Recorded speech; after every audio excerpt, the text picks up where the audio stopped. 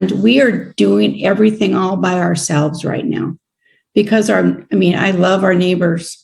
I work well with all those council members and mayors, but they're very comfortable with sending all of their troublesome populations to Olympia, including, I know one of these speakers was from Lacey. And if you really, really want to help us, maybe you can go talk to their city council about supporting the county home fund, because that is the best way that we're going to get enough capacity in revenue streams so that we can build the housing that we need for these folks.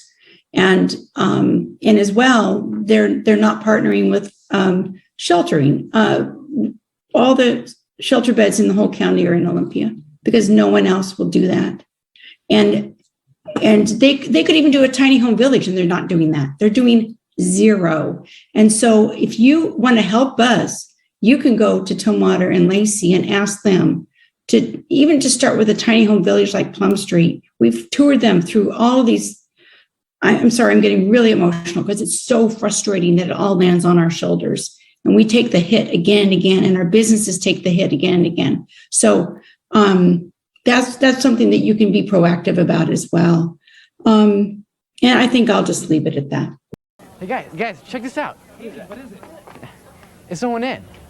And so we have an opportunity if council members want to respond to anything. Councilmember Huen? I'm not up on all of the names, so I guess I'll just kind of speak a little bit more generally. For the last public commentary, I believe that was Georgine. That is very, very interesting proposal to me. That's a proposal that I really like. I will take that up with my colleagues and see what we can do about providing phone charging services. And I also wonder if we might already do that somewhere, but perhaps it's not widely known. But that is absolutely, I could see a needed service. Back when I was working at a coffee shop, not that many years ago, people would always come in and just to charge their phone.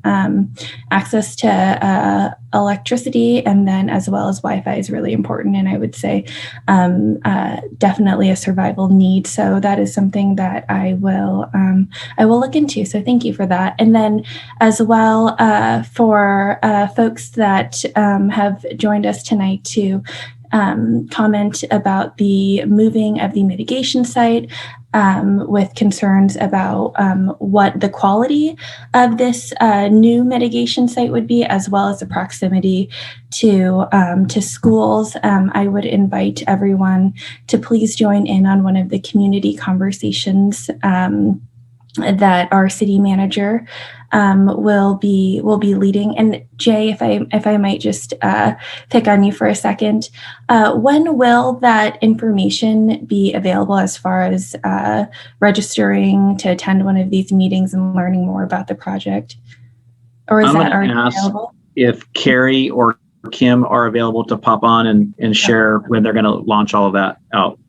Okay, wonderful. Thank you. Do you want me to ask them to do that now? Or give them a second? No. Okay. I didn't get it. Do you want me to? Oh, me? Oh, up to you. Councilmember Huen, I'm good. I'm asking our city manager if I can call forward. Yeah.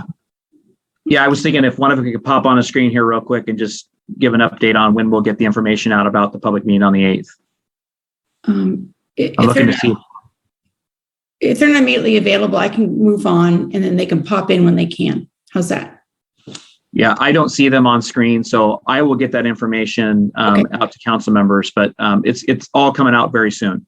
It's the night of November 8th. It is the night of November 8th, and we'll get some clear information out to everyone how they sign up. Great. All right. I have Councilmember Parsley, followed by Councilmember Rollins. Did I see something that Carrie Ritland is here? Or let's just deal with it later. I'm sorry, don't want to about the timing. First, I got it. Yeah. I just want to say to all those who came about the mitigation camp move, I look forward to attending the listening session and actually taking notes and listening. and hearing you out. I appreciate that you're here and that your willingness to come and speak to us. And we have some work to do, as the city manager said. And this will not be just taking the mitigation site from downtown and plopping it into this property. There will be lessons learned, how we can improve this, how we can make this better. And it's not just for the schools, but it's going to be for the people in the camps. All right, I got Councilmember Rollins, and her video is not working, but we'll be able to hear her. So are you out there? Yes, thank you. I'm here. You bet. And can you hear me all right? We can. Okay. Well, first, I just want to thank everyone who came to speak tonight. It's been actually a while since we've really had a lot of public comment, and I didn't even realize how nice it is to just hear directly from people at a meeting. I understand why a lot of people don't want to, but just thank you for taking the time and being willing to put your name out. Briefly, I just want to address also the issue of the mitigation site and the proposed location.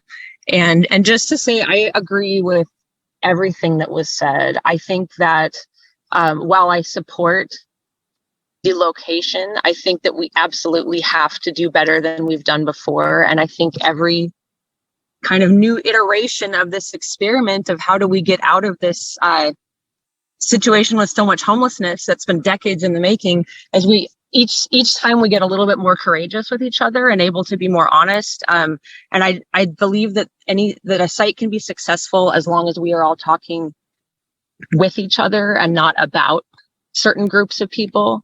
And so I hope and I envision that this will be a collaborative effort between neighbors, school families, camp residents and outreach workers, and of course, city, and making sure that we're prioritizing public safety and public health. I agree, children are probably the main priority of our community, although I'm not a parent, I'm an aunt.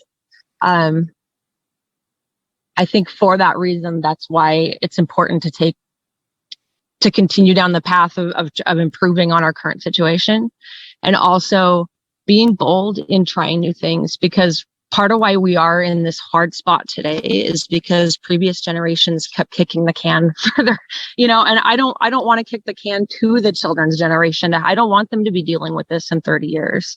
But we've got to build solutions that empower everyone and that bring people of all walks of life together. And I absolutely second and lift up the comments about if this, not just the city, but our community can do a lot more to prioritize the dignity of people on the streets. And that's why I hope that the people who spoke to us tonight will speak to the county commissioners and ask them to support more funding, because homeless people come from all over Thurston County, not just Olympia. And we really need to make sure we're all hopefully this location, instead of being a depressing thing upon coming into the community off the freeway, it could be a sign of Olympia pulling together and trying to make something that really works for all. So I hope I didn't go on too long, but I just really felt what people were saying tonight, and we have to do better by each other. And I believe we will. So thank you and I hope that people engage in the listening process with staff. I think the desire to collaborate is sincere. Thank you. I've got Councilmember Gilman. Thank you, Mayor Selby. So I really heard Dr. Bodie talking about how it feels like it's all dumped right back in his lap, the responsibility. And it's difficult to say and to acknowledge that we feel like we're doing a lot. And we've got lots of efforts, we're spending money, and it's not enough to change the situation day to day as you open up your business. And I recognize that, but I don't feel like it's because we deemed it your problem. I feel like we're doing what we understand is the most impactful things we can do with the resources that we have in front of us right now. And I know that's not a satisfying answer, but that's where I think we're at. I'm committed to staying the course, to continue to have a human services response as part of city efforts. And part of it is motivated by Ms. Abbott's comment. I think I know that carpenter who camps near East Side Street, because there's a guy who used to be in my local union who I sat in front of a building while he was charging in an outdoor outlet, who had been a carpenter with me and had broken his back, and then life had just taken one bad turn after another. But he has a really robust camp between the freeway and East Side Street there. So that spoke to me. And then I just want to recognize Matt DeBoard has continued to engage with us over and over in these efforts and in these problems and challenges. And I just wanted to call out his remembering the similar process around the Plum Street Village and citing that, and that council member Parsley was there as a business owner. Matt was there as a St. Mike's member, a parishioner. And I fully expect that we'll have a similar process, and it'll be time for all of you to come back and holler at us again if there's not a committee built, if there's not a process to be listening to your concerns. So I'm very grateful that each of you came out tonight, and the conversation has just begun. Thanks. They're really showing themselves to do really well. Come on, man.